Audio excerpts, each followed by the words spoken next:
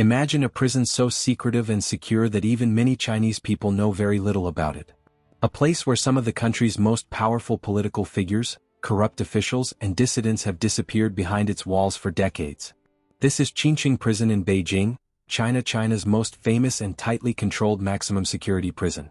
Located in Qincheng Village in the Chongping district of Beijing, Qincheng Prison is the only prison directly under China's Ministry of Public Security.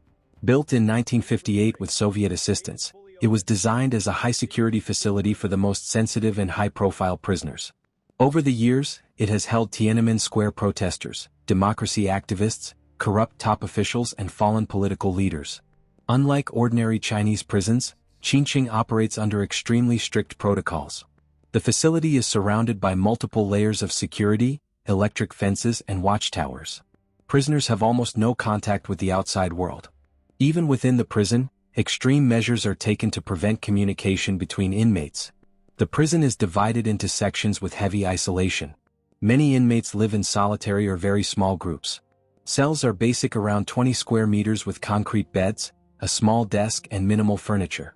Windows are heavily grilled and prisoners often cannot see other buildings or the full outside world. Constant surveillance through peepholes, cameras and guards is the norm. Daily life is highly regimented. Meals are delivered through a slot in the door. Exercise is limited and strictly supervised. For ordinary inmates, conditions are harsh: limited movement, repetitive routines, and psychological pressure through isolation. However, for high-ranking political prisoners and fallen officials, there can be slightly better treatment. Occasional access to television, better food, newspapers, and limited supervised walks. This two-tier system reflects the political nature of many incarcerations at Qincheng. One of the most well-known recent inmates was Bo Xilai, the former high-ranking Communist Party official. Even for someone of his former status, life inside was strictly controlled. Prisoners like him often spend years in near isolation, cut off from family and the outside world except through heavily monitored visits or letters. Qincheng Prison has long been associated with political imprisonment. During the Cultural Revolution and after the 1989 Tiananmen Square protests, many dissidents and intellectuals were held here.